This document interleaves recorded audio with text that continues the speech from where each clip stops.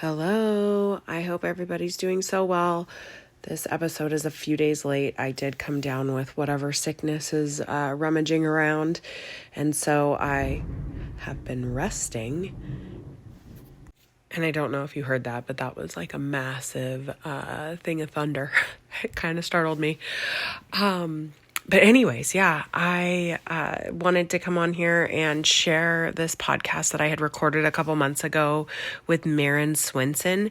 She actually just rebranded her podcast, so I'm grateful that this podcast episode is going out right after her rebrand, and it's called The Glow Code and Style Your Life. She kind of talks about this in our episode as far as her courage to stay authentic to herself and to glow from who she is as a person, and how that authentically vibrates out to her wardrobe and how she carries herself. And so her story is just quite beautiful as far as a good reminder of to stay true to ourselves and what that looks like, even when you might be ridiculed or shamed in any way, shape, or form. It was just a great episode that I enjoyed greatly recording, and I cannot wait to be a guest on her episode, or on her podcast. It was called The Wild Serenity, but now it's called The Glow Code. Go check it out. She's an amazing woman. She's great with her posts on social media. She's just, again, authentically, very humbly shows up as herself and just at ease with who she is. And I think that's such a beautiful thing. And I also announced I posted on social media yesterday that November 22nd, the official relaunch of the podcast will be coming on Thursday, December 5th. And the podcast will be called The Grounded Mama, and how to find balance through regulating your nervous system. I'm super excited to bring this to you guys. I've been working on things for a while. I know I've been dripping things in podcast episodes and intros and talking about it. So the week of the launch, I'm actually going to be gifting books that are very impactful in my life and that have just helped me along my journey, and also some gift cards and just some fun extra goodies, just as a thank you to everybody who has supported me along this way. And if you would like to be a part of my launch team, I would love to have you. If you would love to send me a direct message on Instagram or on Facebook, or if you want to email me, I will include my email in the show notes. It's leslie@thekindredjourney.com. And I would love for you to be a part of my launch team. That also will give you some extra giveaways or extra credits for some giveaway options.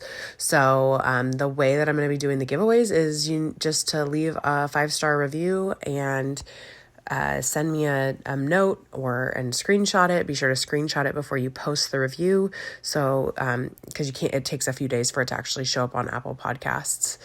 And share that with me so I can add you into the drawing. And again, I'm going to be just giving out daily entries as a thank you and a sincere token of my appreciation for everybody who has loved the podcast, supported me on the podcast, a podcast along the way, given me love. So please welcome me in joining Maren Swenson to the show this week.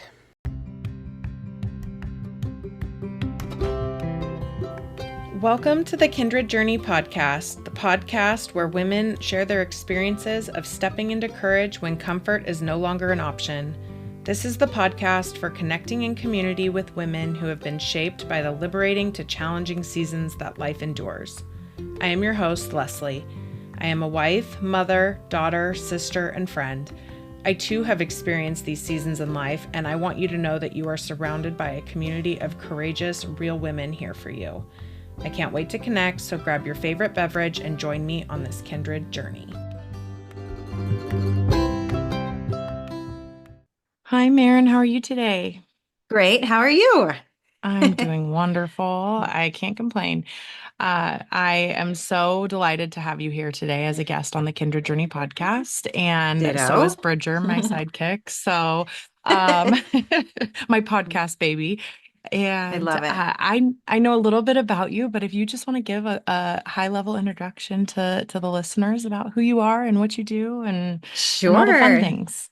Yeah, happy to be here. Also, I applaud you having like what you do with your little baby on your lap as we do this. Like, been there, done that. It's amazing. I consider myself a glow coach. I just coined the term a few days ago, actually, when I was trying to figure out what I am. I have been told for years I should be a stylist, and I just laugh because I don't follow trends, I don't follow rules, I don't follow influencers. I just walk into a store and I dress and shop the way that feels good to me. I'm not like, I can only wear these colors. I can only wear these fabrics. I can only wear these cuts. I just am very intuitive. And what I noticed is that people would look at me and they'd be like, it's it's actually not that they want to dress the way I dress. They don't actually want me to style them because I have such a unique type of style. What they want is the energy of confidence to just like not give an F what other people care and be okay wearing sexy clothes or bold colors or fun prints or giant ruffles or look like you're kind of overdressed when you go to the grocery store. And that's how I am. And that's what they want. So I run programs, I do coaching, and I'm really all about finding your voice within and doing all the inner work, this deep spiritual inner work to get you to a place where you can own who you are and love who you are and start expressing it on the outside. Because a lot of people can find their voice eventually, but they get stuck in the expression. And that's where I feel like I can help is just getting it out and start living on your terms, letting go of judgment, letting go of self-judgment, letting go of fear, all the stories we have around why we do or don't do things. So that's what I do. So I'm a show up, find your voice, express it, and then with an emphasis on clothing and dress. That's me. I'm a mom. I have 6 kids. 3 are my stepkids. I'm happily married to my second husband, and I'm a musician and lots of other things, but that's what I mostly do. So yeah. Oh my gosh, I love all of that. I love you wear so many hats. I feel like as moms, we just We naturally wear do, so many right? hats. People are multifaceted. Yeah. There's not just Yes. one thing. So, Well, I love the way that you dress. I love your energy and something that you said, it's not that they want to dress like you. They want to have the energy and the confidence that you have. So not necessarily like yeah. mimicking your replica, not a replica of you, Yeah. but just, and that's what you do. You help them find that within them. And I think that's Yeah. super, super powerful and Yeah. so Thanks. beautiful. Not that I haven't had my own struggles and days where I'm like, ugh, we all struggle. But in general, it's easier for me to move through it faster because of the tools I've cultivated. So, That's yeah. amazing. Well, I can't wait Yeah. to dive Well, in. So thanks. if speaking of, Well, yeah. if there is a moment or season that is sticking out to you where you stepped into courage when comfort was no longer an option, is something speaking to you that you'd Oh like to my share? gosh. Yeah. Well, before I even got to the point of like expressing it on the outside through what I wore, because I've always been into fashion, but really like the base principle is just the inner work I've had to do of getting comfortable and finding who I really am. And I had to do that. I really feel like I've had to do it my whole life, but it kind of all came to a head when I was like 29.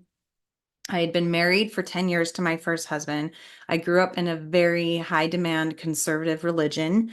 It shaped my whole identity. It shaped all these stories I had about worthiness and being okay with God. And it had a very strict set of rules I had to follow, like a checklist of things I was supposed to do and not do so that I could be considered worthy of God's love and companionship. And that was really difficult for me because I mean, I didn't know it as I was growing up because I just really wanted to do the right thing, but it never felt true to me, the message that I wasn't okay the way I am and I needed to repress parts of me, especially as a woman. The culture and religion I grew up in had strong ideas around women's sexuality and expression of that. And I just always felt like I don't belong. This isn't me. Um, so I grew up, did all the right thing, I went to a church sponsored college, BYU, and met my first husband there. I got married when I was 19. I was just a baby. I just finished my sophomore year of college, and we were just doing like the very typical thing we that most kids in our culture and religion did. Um, it was a very lonely marriage. It was not a very happy marriage. We had a lot of struggles, and we both personally had a lot of struggles. And finally, when I was like 29, we'd been through the ringer on some stuff, and I fell in love with the husband I'm married to now, Pat. We'd been friends for a few years. We'd lived like in the same neighborhood and went to the same church. And then we started writing music together and performing.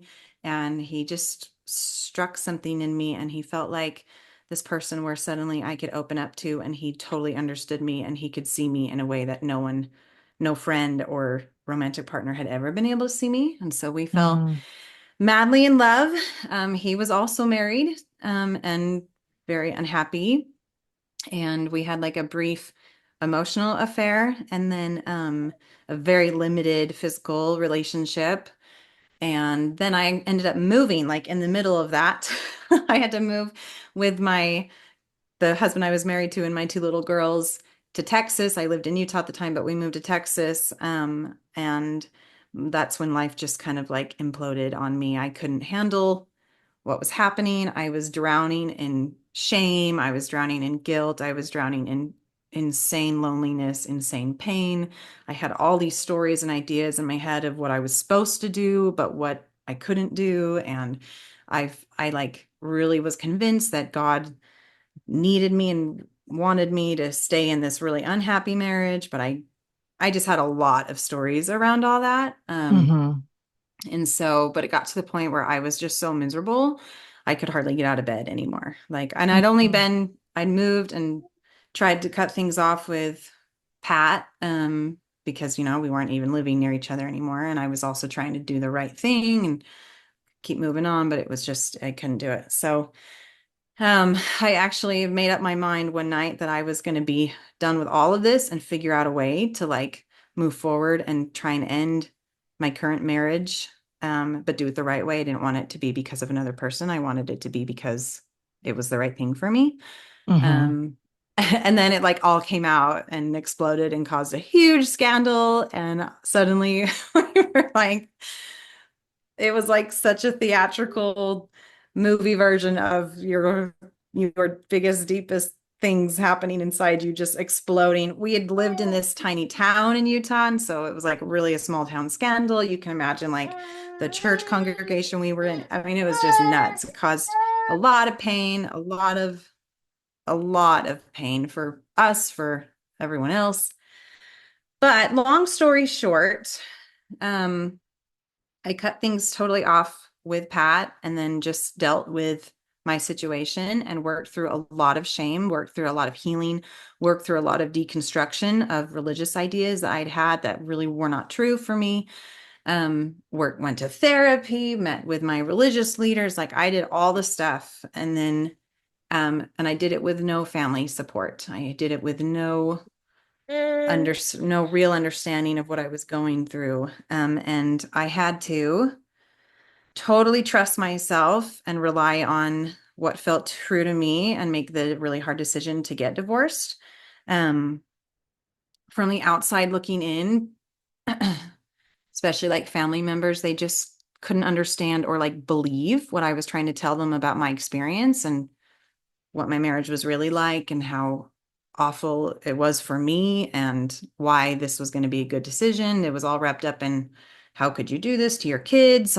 Like I was thrown every guilt thing of why I was supposed to stay. And I finally was like, I can't.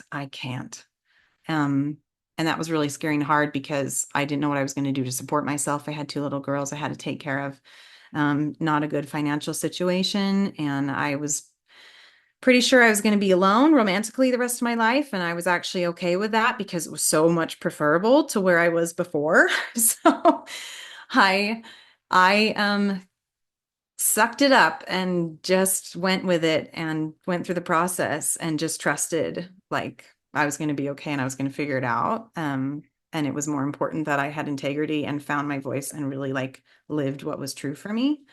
And Mm. that set me off on like kind of the start of my spiritual journey into really diving deep and living for myself. And um I don't know, I can't remember how you put it when you posed the question, but just really Yeah, when it diving was no inward. longer, yeah, yeah. I mean, and thank you for sharing. And I actually like to preface this before we get started is like, this is a safe space for you to share your story. So everything you Yeah. do say is honored and respected. So please feel free Thank to you. speak freely. And I think it's wonderful. It's a wonderful trait that I have for people. And then also that this podcast offers women, because I feel like sometimes it to show up vulnerable is one thing, but to feel safe and vulnerable at the same Mm, time is truly like I feel like a catalyst that so many of us don't feel like we have. So yeah. um Yeah. thank you. I just want to take the time to recognize all of that you just unpacked because I think it is truly, I'm sure, like you said, there were days that you probably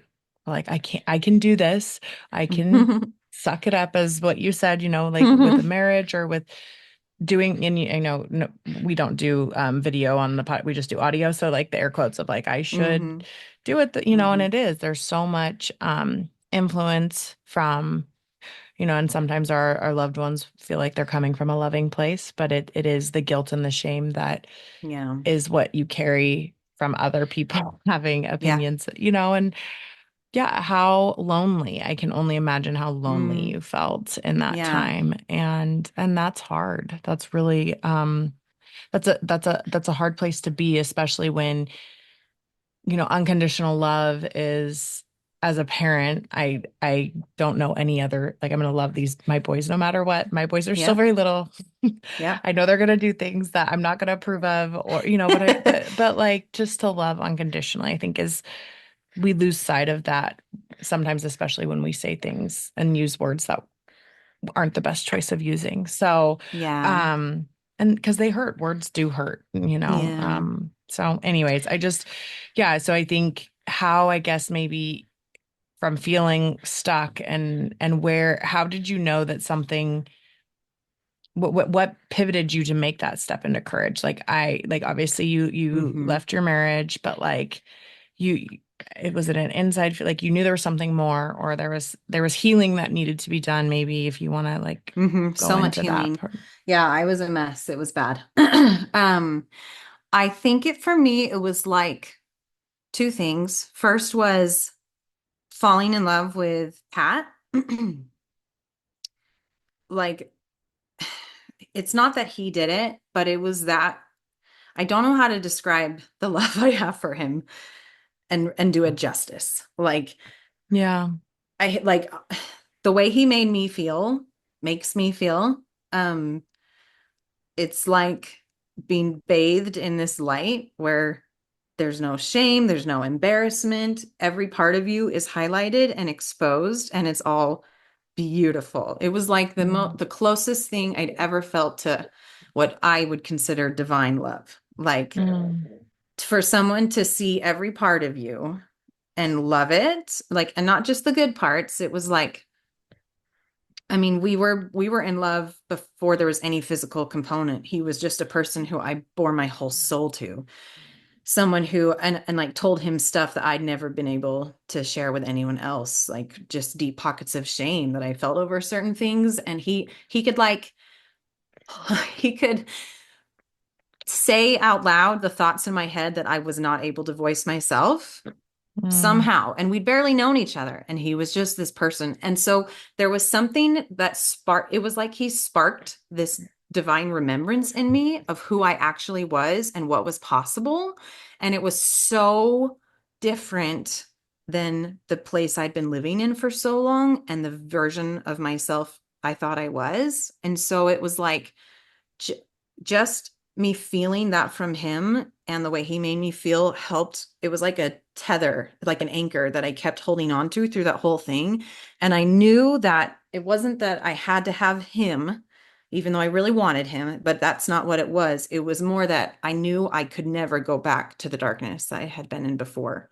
And I was willing to give my current marriage a try to see if I could get it to that point.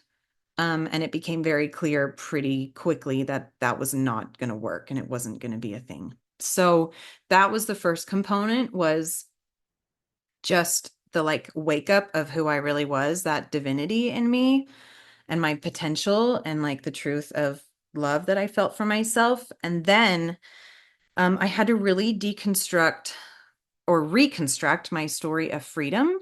Um, I had always been raised with this message of stay married at all costs because that's what good people do. That's what's the best thing for your kids. I didn't have super great modeling of that around me. And no one ever talked about anything different. Like I really was convinced that that was what I was supposed to do. And I had my religious leader actually who was like, look, you don't you don't have to stay married in order to be a good person. Like he basically helped me see that like God's love was not conditional, that it was like not to keep me in a place that felt so awful. And so that It's it kind of unconditional, yes, it's unconditional, which we talk about, but I had never felt that because it felt very conditional. You couldn't be restrictive. worthy, right? Yeah. Yeah. And so between those two things, it was like I think if I had gone into a meeting with that person and they had said the opposite that and told me something different, I don't know. It would have, I think I still would have landed in the same place, but it would have been much harder and taken me a lot longer to get there. But it was, yeah, the deconstructing of stories and the spark of remembrance of real divine love and who I am at my core and who everyone is at our core. Those two things are what got me there. And I don't feel like you have to fall in love with someone for that to be the case. Like I think we can feel that spark of divine love in a myriad of situations and experiences, but that's what it was for me. So that started Yeah. me on a big thing. And since then, that was gosh, that was almost 10 years ago. And I'm since married to Pat, and we've had lots of challenges to work through and lots of struggles, but I am grateful that he like came into my life when he did to kind of wake me up. And now I look at and my family, who I did not have much support during that really hard time. Since then, they've seen the family we've created now and the life we have together and how much happier we are and how our kids are flourishing. And they've really come around and we have a really good relationship now. But, it's just, I know it's just hard. And I get that. We've Yeah, all had misunderstandings. So, absolutely. Yeah, no, I think that's important, especially as, you become a parent yourself and, to give yourself grace, to give your parents grace. They were doing the best they had with what they had or what they knew. yeah. And then, you had this divine internal calling to you that there's something more, there's something missing, there's some like, and you followed that. And I think, you know, a lot of we want to just belong, right? Like part Mm-hmm. of like we want to survive. That's part of our innateness, of, Mm-hmm. especially being a child. We want to belong. We want to make our parents happy. It's part of that it's part of belonging. But like you said, to stay true to yourself and to hear that, the unconditional love that was not granted to you, like how do I word this, like that it almost was like a permission slip for you when Yeah. your leader told you, Yeah. you're not a bad person if and Yeah. I mean we're all sinners, right? Like it's not our place to judge each other for that. So Yeah. I think just I'm sure that felt freeing to you to have that almost like invisible permission slip Yes, to that's totally what it was. And at the time, I was still very much leaning on external validation and external authority.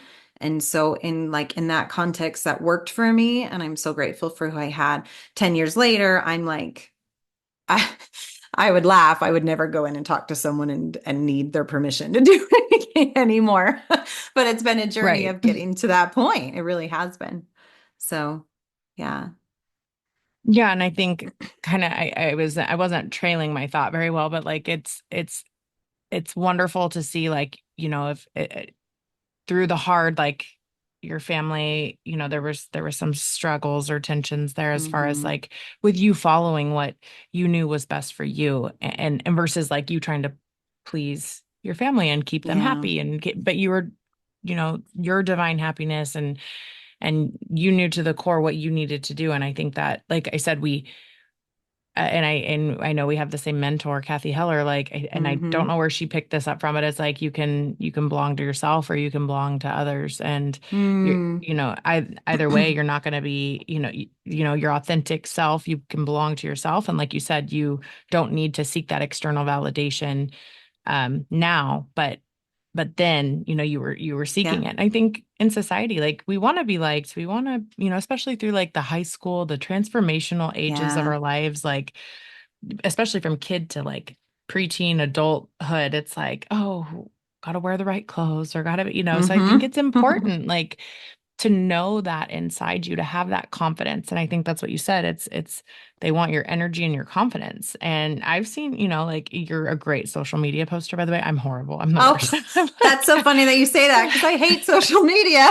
oh my gosh. Well, I I finally had to really, get to a point where it was like, I don't care. I'm just going to right. post what comes to me. And Yeah. that's worked for me, but Good. Yeah, I yeah. just I just have I have mom brain slash shiny object syndrome. So I'm like, who did I come on here to message? I'm like, and then and then a whole like 30 minutes later, I'm like, I don't have 30 minutes to sit on here. I'm very deliberate. So, Yeah. Yeah. but no, I just Yeah. think I think that's a message that I hope people take through from this episode is that like to stay like just and authenticity is my word for the year. So it's Mm, like that is unique to me, that is unique to you. Like what is authentic to you does not look the same to me. And I think yeah. we all need to recognize that, especially when we're in seasons of life or periods where we might be doing something for ourselves, or we might be wanting to join a friend group, or to stay authentically yourself and like and that alignment and know what that feeling feels like, because you were missing that was the piece that you were missing. Totally. Yeah. So Yeah. I hope that all makes sense. But I'm just saying, like Hmm. you chose to like choose yourself over your family and pleasing them and keeping them happy. That's authenticity, and you continued forward down that path, and now look full circle. Like it sounds like it's all good. It's all worked out. Like you said, they've seen how your kids are flourishing and thriving, and you guys are a unit and a happy family. And Yeah. sure, everybody has the Yeah. up days. We have our own struggles and Everybody, challenges that yeah, come with it, but I look back, like being a parent totally changes your whole perspective on things because totally. there was a whole camp of people who were like, you have to do this for your kids. You have to stay for your Mm, kids. And I was like, but I don't know how that's helping my kids to watch their mom and dad not love each other and to not be close and to not be fulfilled and for their mom to be like both of them to just be filled with so much unhappiness and loneliness and shame and not be fully expressed and not do like I'm sitting like I look back and I'm like, gosh, that's not what I wanted to see growing hmm. up. Like I wouldn't want to see Yeah. that. There's challenges that come, but I just recently had this experience where I was really struggling with feeling like I'd lost 10 years of my life in that kind of previous life of mine. And Pat and I, we've talked at length sometimes about what how would life have looked differently for us if we could have met so much sooner and just had each other Hmm. only from the beginning, if we could have raised just and had just our own kids and all these things. And he's actually 10 years older than me, so that really wouldn't have worked unless I waited to get married till I was much Right. but um and I've really held a lot of like anger at myself for making those decisions. And I felt like I really went against myself because I actually almost called off that first wedding 3 weeks before. And I remember one time like a friend said to me, gosh, maybe it was even my mom. When I was engaged, she was like, "You just don't seem like happy and a typical engaged person who's getting married really soon." And I was like, so not happy, and I was still so shameful of not being happy. Like I didn't know what was wrong with me. I couldn't come up with a reason not to get married because everything looked good on paper. And Right. um I so I have carried like a lot of, oh, why did I do that? And then I had this experience where I was like in a really deep meditative state, and I was being guided through it, and I expressed that. And this facilitator was like, but why did you marry him? Really? Why did you marry him? Is it because you weren't listening to yourself and you betrayed yourself, or really, why was it? And I had like this huge spiritual deep answer come out of me. And it was like expansion was the word that came. And I remember sitting there being like, I said it. And then I was like, what?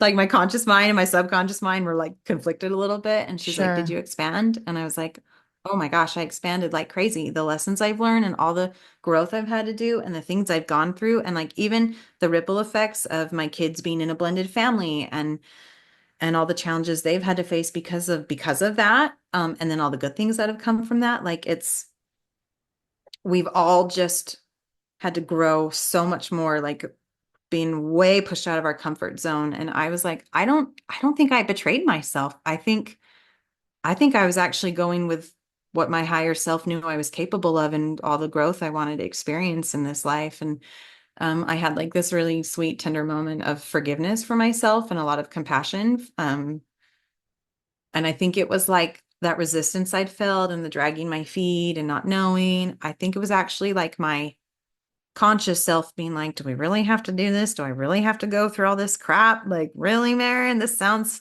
not fun. Are you sure? And I was like, I came to this moment where it was like, even if I'm not right, even if it's not true, that thought is still so much better feeling and makes me love and appreciate everything I have so much more. And so I've tried really hard to like live in that space of just total trust in myself. And instead of looking at things as mistakes or holding on to regrets or resentments, it's like, no, everything's intentional and everything's good. And I can learn from it and grow from it and just keep being stronger the more I go. Oh my gosh, all of that. I'm just like the hands raised emoji.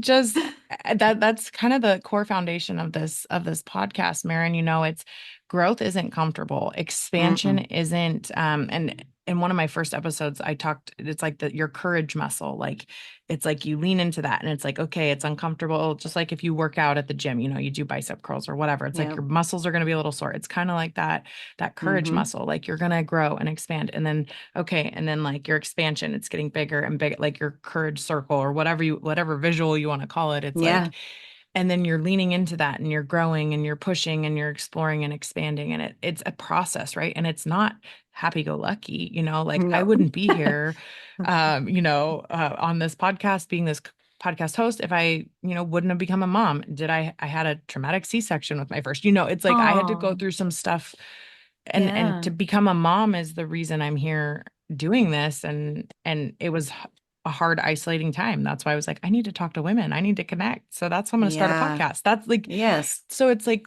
the blessings that come from the hard, right? And it's like the divine epiphanies that we have or the aha moments that we have after oh that's why I had to experience that or like you said you know Mm-hmm. it was like your conscious self versus your subconscious and it's like because we as humans we don't want to sit in the pain we want to get through it as fast as possible so Mm-hmm. but look at all like I'm grateful that you have that experience and what's the word I'm looking for here? Like that's your perspective on this is that it was a Mm. growing, you know, part of you and how much you're capable of. And I just commend you so much because that is Oh, literally like thanks. everything that you shared is the reason this podcast exists is for women to share their stories of courage because it's not easy and but to get to the other side especially when you're in it it feels like you know the walls are caving in on you or I don't know where to go I don't know what to turn you know what turn to make or what to do it's Mm-hmm. you truly like there have been days where I literally felt like my world is spiraling and in the seasons of the hard and it's like but you get through it and like going through the next thing it just prepares you that much more because you have that growth muscle that courage expansion Yeah. available to you. Yeah. Well, and applauding for you because especially as a mom of littles, like I've been there, done that, right? Like I have six kids. The three older ones are my stepkids and they're 21 down to 13. And then I have a 12 and a 9-year old and then a 3-year old. And it's like when my little girls were little, Mhm. um, I I don't know that I even like could have. I wasn't at a place personally and in personal development where I would have had the courage to do something like what you and I do. Mhm. Like even just me starting my podcast and me starting my business and like being able to own up to, yeah, I'm a coach and yeah, I run programs. Like that's such a recent thing for me. And it's been really hard to even put myself out there for that. Mhm. So this is amazing that you do this and you offer this platform for people to share their stories, because that's how I've leveled myself up, is from finding, listening to people and reading and learning and feeling the energy of them and being like, but they've experienced things that I have, and they're okay, and they've done these things, and they make me feel seen, and they make me feel like I can do it too. Mhm. And I look back at myself even 3 years ago, even 5 years ago, and though my life was markedly better and I was in growth, I still was not arrived at the place where Right. I'm at now. And it's, it's a really neat. I feel like making friends with people like you and having a community of like supporters has been one of the biggest components of it for me. Oh my gosh, yeah. And I did Kathy's YTTP program last year, and Hmm. the community and the women that I've met, like that's worth the weight in gold, like for the Hmm. program itself. Like, because I was like, how do I start a podcast? I have no idea. And I'm not gonna Google my way through the tech. And so I was like, get me Yeah. to the fastest, the fastest wrapped up little bow package that I can to figure this thing out. And yeah, it's just like I've made probably lifelong friends because of it, and meeting you at the summit in May, and I had my Yep. son with me, and yeah, it's just like it's part of the ride of life, it's part of the journey, it's part of the experience. And I think it's Yeah. it's so amazing for you to recognize your growth, because sometimes we don't take the time to look back. We always are like Mm. looking forward at the next thing, the next, like I said, that Yeah. shiny object syndrome kind of Yeah. like, oh, but no, just to Well, truly like recognize it. yeah, it's funny. I'm like, my things were just so big that I had to do that it's like hard to ignore them. I'm like, getting divorced was a big thing. And then after that, I ended up leaving the religion I'd grown up in. And that was a huge deal, especially because where I live, it's mostly people who are still part of that religion. And it's a very obvious choice I made, and had to do it totally alone and not with this. I had support of like my husband and stuff, but it was still just me who was doing it. And so that was a big deal. And then Wow. I've faced a lot of criticism over that, and not even from leaving the faith, but more because I am able to dress differently now that I've left it. So before, I had very strict rules about how much skin was allowed to show, and I had to wear specific undergarments that had to be covered at all times. And they were, it was like wearing a t-shirt and then really long shorts. It's really difficult for me to be comfortable in things like that. And so once I worked through all my spiritual and religious and doctrinal stuff, and decided I that wasn't my truth, um, it it meant that suddenly my shopping was different, right? Because I was shopping based on just what felt good to me and no longer worried about covering clothing. And I faced a lot of criticism, and some Sure. meanness from mostly just women who would Mm, make remarks and stuff. So I feel like the things I've had to push through, like they're very obviously glaring at me, and other people who might not have had as big of moments to go through, I think we still all experience huge leaps and bounds. We just might not be as aware of them. But I'm sure you look at you and who you are right now as a mom versus who you were 5 years ago or who you were before kids and things like that, It's just, yeah. No. Oh my gosh, people my go husband through a and I. lot. Yeah, we just had a conversation last night about it, and he was like, I never thought you'd get here with this like thing that we were talking about. And like because I was older than you, and I was like hoping and praying that you would get there, and like here like with age and maturity, I can't remember what we were talking about, but it's Mm, yeah, because the me 5 years ago is completely different than the me different. today. And Yeah. I think, something that you shared about like women being mean to you, like and something I've had to learn, sometimes thick skin is better some days than others, but like it has nothing to do with you. It has Yep. everything to do No. with them, because they probably wish they could be in attunement with their authentic self as well, versus Yeah. having to, and that's sad, like, right? It is It's sad. sad for them Yeah. to have to suppress themselves because of, you know, beliefs or shame or guilt or whatever it might Hmm. be. It could be a myriad of things for people. But Yeah. no, I think yeah, that's something I've had to remember, especially on this journey of just like I said, this is more my passion thing, passion thing that lights my cup, fills me up to get through everything else that I'm going through right now, as far as like season of littles, working full time. My Yeah. husband's been firefighting all summer. So it's just Oh like, my goodness. this just makes me who I am. So it's like, and people are like, how do you Yeah. do it? I'm like, because I want to. Just want It's to. like, yeah, I want to. It's part of who I am. So it's like, Yeah. I don't, yeah. So anyways, it's just part of the ride and part of the experience. And yeah, like you said, to have, a like-minded community surrounding you with the love and the grace and the support, I think is just, it's so worth it. It's so worth the journey, Hmm. even though there is going to be challenges and pushback along the way.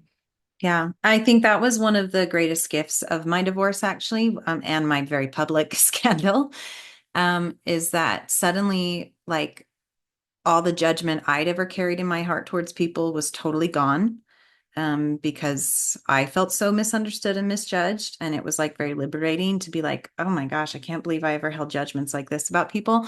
But then, second, the amount of women specifically that reached out to me that suddenly like felt like they could talk to me and open up about whatever they were going through. It was like for a while, it was like, whoa, like my Yeah. very shocking and eye-opening, because I was suddenly talking to people who like found me on Facebook who I hadn't spoken to in 15 years, and they were like telling me stuff. I was like, wow, really? This is what you're going through, and this is what you've done or had happened to you. And but it was like so tender and gratifying to just feel so seen with each other. And that's been Hmm. something really, really great about me going through whatever issues I've had, again, is that community.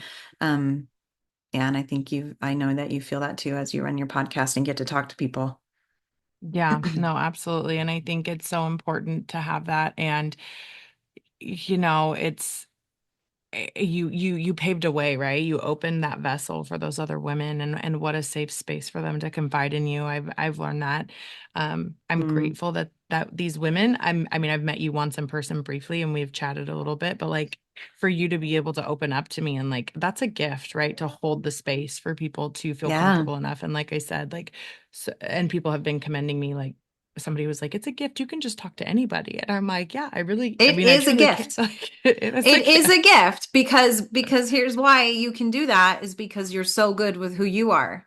That's Mm, why. It's like when mm, you love yourself totally and you don't hold any self-judgment and you're so transparent in who you are, that energy is like, ooh, everyone mm. wants to be in that space. And that's why people talk to you, is because you're just living the example of it. It's not like you even consciously have to be like, I don't judge you, tell me about your life. It's more like, I don't judge myself, there's no judgment here at all.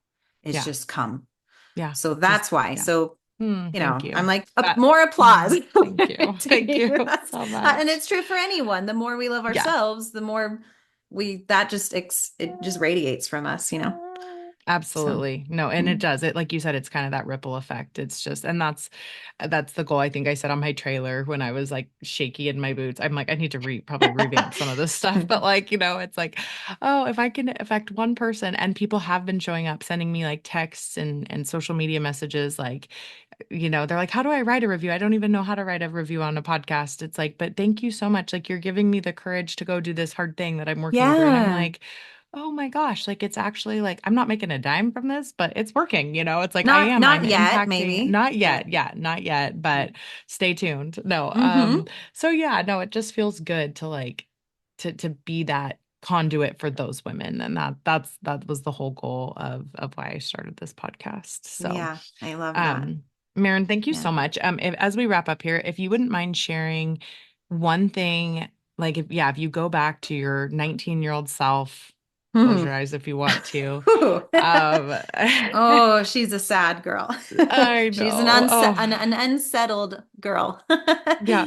Sit down with her across the table, have a cup of coffee with her. What is one thing that you would have told your old self knowing what you know now? Mm. Ooh, that's like a hard question. There's so much, right? We don't ask like questions around here. Yeah, nope. I think I would have told her to do what you actually just did and closed her eyes and shut everything else out and spend a lot of time inside, getting to know herself, meditating, thinking, processing, sitting with all the pain, sitting with all the yucky and amazing feelings that come up. Like, and I don't mean stillness as in you have to sit still, but like the stillness of mind, the concentration and focus. Like if you could just go inward. I found that that meditation has been the biggest life changer and game changer for me in my spiritual journey and finding who I am. And it used to be really uncomfortable. It used to be really, quote, difficult, because I was so uncomfortable sitting with myself and I couldn't process the stuff that was coming up. But I've stuck at it and I've been very consistent now for a few years, and it's easy to do. It doesn't take money. It's like everyone can do it. And I feel like Yeah.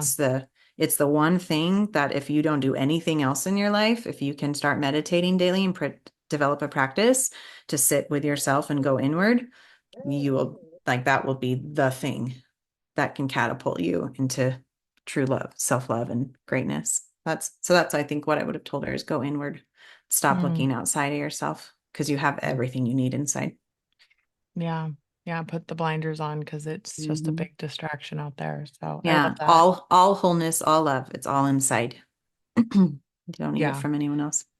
absolutely. Oh my gosh. Well, Maren, thank you so much for coming on and being a guest. Would you mind Yeah. sharing people where they can find you and connect with you? Yeah. I have my own podcast, which Leslie's going to be on.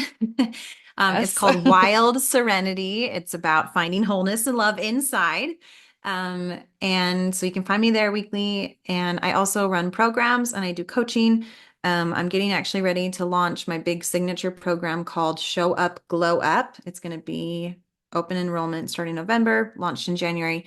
But you can find me on Instagram, Facebook, my website, marenswenson.com. All of it will be linked here. And Yes. I'm super great about engagement and I love chatting with people. So please send me a message. Amazing. Well, Maren, thank Yeah. you so much for your time. I Thank appreciate it. you. Thank you for joining me and listening to the Kindred Journey podcast. If this episode resonated with you, please consider taking the time to rate and review the podcast and share this episode with family and friends who you think might enjoy it. Your positive feedback helps me reach more courageous women like you. This is my passion project, so without you, I wouldn't be here doing this, and I deeply appreciate your support. Until next time.